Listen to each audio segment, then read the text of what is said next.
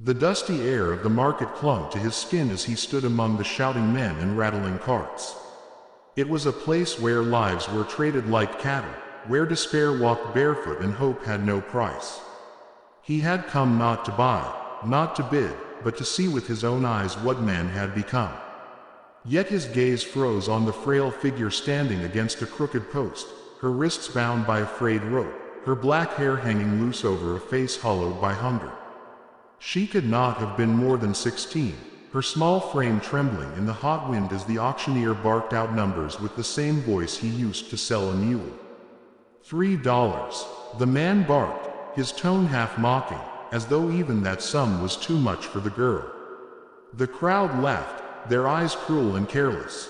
She lowered her head, and in that moment, he felt something twist inside him, something he had not felt since the war, a sudden burning need to protect. Before reason could stop him, his voice cut through the noise. "I'll take her." Silence fell. Men turned to stare at him, the weathered rancher whose name carried a reputation of solitude, whose ranch stretched across miles of land yet echoed with no voices but his own. He stepped forward, placed $3 silver in the calloused hand of the auctioneer, and with one swift motion, he loosened the rope around her wrists. Her eyes lifted to meet his for the first time, dark pools of fear and disbelief, and though no words passed between them, he understood enough. He led her out of the crowd, away from the stares and the laughter, toward his horse tied at the edge of town. She walked behind him in silence, each step uncertain, as though she expected another chain, another command. But when he lifted her onto the horse, she looked at him again with a glimmer of confusion, as though trying to solve the riddle of his kindness. The ride back to the ranch stretched beneath the setting sun, the sky painted in hues of fire and ash. He did not speak, and neither did she, but when the ranch house came into view, a lone figure of timber standing proud against the endless land, her shoulders straightened, and he noticed how her eyes widened at the sight of it. She had known cages, but never such emptiness, such freedom. Inside, he gave her food first, bread, beans, and water. She ate as though each bite was a battle, cautious, almost ashamed. He did not press her with questions. He simply watched, his heart heavy with the knowledge that the world had reduced her to this. When she had finished, he handed her a blanket and gestured toward the small room at the back of the house. She hesitated, then bowed her head, a gesture of gratitude that needed no language. Days turned into weeks. She worked alongside him, not because he asked, but because she wanted to. She carried water, fed the animals, and mended small things with nimble fingers. At first, she moved like a shadow, cautious and quiet, but soon he began to hear her humming softly as she worked, songs from a world far away. The ranch, once silent and hollow, grew warmer, as though her voice wove threads of life into its very walls. He learned her name one evening as they sat by the fire. She spoke it softly, her accent thick, her voice uncertain, as though afraid he might twist it into mockery. He repeated it gently, careful not to break its sound. For the first time, she smiled. It was not the smile of a girl who had been freed by chance, but the smile of one who was beginning to believe she belonged somewhere. The ranch changed with her presence. Where weeds had grown, flowers now appeared, planted by her hands. Where silence had reigned, laughter began to echo, faint at first, then stronger. The cattle grew fat, the crops steady, and neighbors who once thought. The rancher, a man of stone, now saw warmth in his eyes. He never spoke of the auction, never spoke of the $3 that had changed 2 lives. To him, it was no purchase. It was redemption. She, too, carried scars, some visible, others buried deep, but on the land that stretched wider than her imagination, she began to heal. She rose with the dawn, worked until the stars lit the sky, and walked with her head higher each day. No man gave her orders here. No chain held her back. This place was hers as much as his, for he had given it not as a gift of pity but as a recognition of her worth. One evening, As the horizon bled into night, he stood with her on the porch. The cattle grazed in the distance, the air thick with the scent of grass and dust. He looked at her, the girl once bought for $3, and spoke words he had never thought he would say. This land is yours now, as much as mine. Whatever tomorrow brings, you belong here. Not because I gave it, but because you earned it. Tears shimmered in her eyes, not of sorrow but of a quiet, fierce pride. For the first time in her life, she was not someone's possession, not a name whispered in transactions, but a soul recognized, a woman with a home. The world beyond the ranch still carried its cruelties, but here, within the stretch of fields and fences, there was a different law, one carved not in paper but in kindness. A ranch once silent had become a sanctuary, and a girl once sold for $3 had become its heart. The air in the small frontier town was thick with dust and sweat, carrying the bitter smell of unwashed bodies and horses that had traveled too far. Men gathered near the wooden platform, their boots clattering against the planks as the auctioneer's voice rang out sharp as a whip. He had a gift for making human misery sound like a bargain. The rancher had seen men sold, women sold, children sold. He had seen cruelty dressed up as business and slavery masked as opportunity. It never sat right with him, but today something dug deeper than before, something that refused to let him walk away. She stood tied to the post, her wrists raw from the rope, her head bowed beneath the weight of shame. Her hair, dark as midnight, fell across her face, but when the wind shifted he caught a glimpse of her eyes. They were not empty yet. Fear and hunger lived there, yes, but so did defiance, like a fire dimmed but not extinguished. The men in the crowd laughed, some muttering in coarse voices about what she might be good for, others spitting at the ground as if she were worth less than the dust beneath their boots. The auctioneer lifted his hand, sneering as though offering a piece of broken furniture. $3, the man shouted. $3 for the girl. Who'll take her? She ain't worth more. The laughter rippled through the crowd, sharp and ugly. The rancher's jaw tightened, his hand curling into a fist. He hadn't come to buy anyone. He'd come for seed, nails, maybe a drink to wash the dust from his throat. But his chest burned at the sight of her. He remembered other faces, boys who hadn't survived the war, men left in shallow graves, people discarded because someone had decided they had no value. He heard his own voice before his mind caught up. I'll take her. The crowd hushed for a moment, stunned. All eyes turned to him. The man who rarely spoke, the rancher who lived on the edge of town with more land than he needed and no one to share it with. Some men chuckled low, nudging each other as though he had finally gone mad with loneliness. Others muttered about wasted money, but the auctioneer's hand extended quick as a snake, eager for the silver. The rancher pulled 3 coins from his pocket, placed them down, and stepped forward. The girl flinched as he reached for her bonds, expecting another blow, but instead he pulled his knife free and cut the rope with a single stroke. The frayed ends dropped, and for the first time in years she felt her hands fall free. Her skin stung where the rope had bitten, but she did not cry out. Her eyes lifted, uncertain, as though waiting for the trick. "Come on," he said softly, not unkindly, and motioned toward his horse at the edge of the street. The ride back to the ranch was long, the horizon stretching wide under the burning sky. He did not ask her name, and she did not offer it. She rode behind him, silent but watchful, her hands gripping the saddle as though ready to leap if he turned cruel. When the house came into view, a lonely timber structure standing against a backdrop of rolling hills and endless grass, she stiffened, unsure if she had traded one prison for another. Inside, he offered her water and food, plain fare but more than she had seen in days. She ate carefully, each bite small, as though fearing he would snatch it away. He watched her without speaking, his rough hands resting on the table, the fire crackling between them. When she finished, he gestured to the small room beyond the kitchen, no more than a cot and a quilt. "You can sleep there," he said simply. "No chains here." Her eyes flicked to him, searching his face for deceit. But he only nodded, stood, and left her in silence. That night, she lay awake, listening to the wind press against the walls, the strange quiet of a house not filled with shouting or drunken footsteps. Days passed, and the ranch settled into a rhythm. She woke before dawn, drawn by habit, and set about helping with chores. At first, she moved cautiously, waiting for orders that never came. But when he saw her carrying water to the troughs, or feeding the chickens, he said nothing to stop her.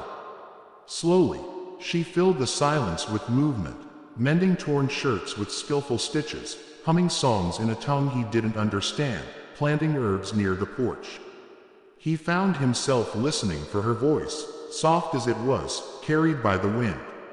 It reminded him that the house, once only wood and dust, could be something more.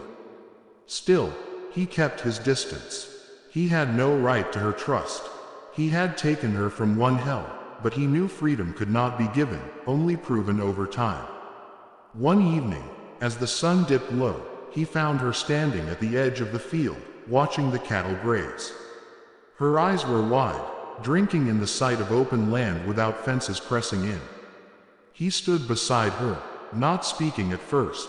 Then, quietly, he asked, "What's your name?" She hesitated, her lips parting and closing again.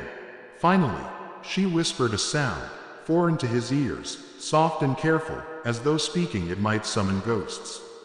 He repeated it, stumbling over the syllables, but she smiled faintly at his effort. It was the first true smile he had seen on her face, and it struck him harder than any bullet ever had. From then on, he used her name whenever he could, letting it linger in the air until it belonged to this land as much as she did. He saw the way her shoulders eased each time, how she seemed to stand taller, claiming space she had once been denied. Weeks turned into months. She learned the ways of the ranch, guiding the cattle, cooking meals, tending the small garden. He taught her how to ride properly, his voice steady and patient, never harsh. She laughed the first time the horse jolted and nearly tossed her, a sound so pure it startled him. He realized he had not heard laughter in his home for more than a decade. Yet not all was peace. The town remembered the auction, and tongues wagged. Some called him a fool for spending money on a foreign girl. Others whispered uglier things. Once, in town, a pair of men jeered as she passed, their words cutting like knives. She lowered her gaze, but the rancher's hand closed into a fist. He did not raise it, not then, but his eyes burned with promise. Later, back at the ranch, he told her, "Their words don't matter here. This land don't answer to them." She listened, silent, but in her eyes there flickered a new flame, the faintest belief that maybe, just maybe, he was right. Through storms and scorching sun, they built a life. The ranch thrived in a way it never had before. Where once it had been only survival, now it held purpose. She made it a home, not with possessions, but with presence. He found himself sitting by the fire at night, listening to her hum, and thinking that maybe $3 had been the price of saving not just her, but himself. Still, he kept a careful distance. He knew the world would never look kindly on a man buying a girl, no matter what followed. He did not want her to feel bound by gratitude or debt. One night, as the stars stretched across the sky, he said to her, "This land, it's yours now, same as mine. You've worked it, bled for it. Whatever tomorrow brings, you've got a place here." She looked at him, her eyes wet but steady. She did not speak, but she reached out, her small hand resting against his scarred one. In that silence, more was said than words could ever carry. The rancher, once a man carved hollow by war and solitude, felt something stir inside him. Not ownership, not duty, but kinship. And the girl, once sold like cattle for 3 coins, began to believe that she was not a shadow in someone else's story, but the beating heart of her own. The ranch seemed a world apart from the noise of town, but trouble had a way of riding farther than welcome. Word spread that the girl was no longer in chains, no longer bowing her head in silence. It unsettled men who believed her place was at the end of a rope or under a boot. One evening, as the sky burned crimson, 3 riders appeared at the edge of the pasture. Their horses kicked up dust, and their voices carried sharp through the dry air. The rancher stepped out onto the porch, shotgun resting across his arm. The girl stood just inside the doorway, her heart pounding, though she held her chin high. "We heard you bought yourself a prize," one of the men sneered, spitting into the dirt. $3 for a slave. But you're too soft to use her proper. Thought we'd come and take her off your hands." The rancher's eyes narrowed. "You turn your horses around. Ain't nothing here for you." The man laughed, his hand brushing the butt of his pistol. "Everything's for sale if you ain't man enough to keep it." For a heartbeat, silence stretched between them. The cattle stirred in the distance, restless, sensing the tension. Then, with a speed that came not from anger but from the calm of long years, the rancher lifted the shotgun. His voice rang steady. "She's no man's property. Not mine, not yours. You cross this fence, you won't cross back." The riders shifted uneasily. They had expected weakness, an old man softened by loneliness. What they saw instead was steel in his eyes, a will forged in battlefields and hardened by years alone. They muttered curses, turned their horses, and vanished into the rising dark. Inside, the girl's hands trembled, but not from fear. Something else surged in her chest, a mixture of gratitude and fierce pride. She looked at him, and for the first time, she believed his words, that she was free here, and that freedom had teeth enough to defend itself. But the incident left a mark. Rumors thickened, whispers in town growing into open suspicion. Some said he'd broken the law by buying her. Others claimed she'd bewitched him, that she'd taken what wasn't hers. The rancher knew the weight of such talk. In frontier towns, law bent to the loudest voices, and justice came often from the barrel of a gun. One morning, 2 lawmen rode up, dust trailing behind them. They bore papers stamped with ink and authority. Their voices were hard, accusing him of unlawful ownership, accusing her of being contraband, as though she were nothing more than smuggled goods. The rancher stood his ground. "She works this land. She's free here. You've no claim on her." The lawman laughed. "Freedom don't come cheap. You think $3 buys it? She goes with us." The girl's breath caught, terror clawing at her chest. She had thought the chains gone forever, but here they came again, dressed in badges and polished boots. The rancher's jaw clenched, his hand hovering near his holster. A single wrong move and the yard would fill with blood. Then the girl stepped forward. Her voice, soft but steady, cut through the standoff. "No," she said, her accent thick but her meaning clear. "I stay. This is my home. I will not go." The words startled them all. She had spoken not as a possession, not as a rescued victim, but as someone claiming what was hers. The rancher felt his chest swell with a pride so sharp it hurt. The lawman shifted, uncomfortable under the weight of her gaze. They muttered about returning with more men, with warrants, but their threats rang hollow against the iron resolve standing before them.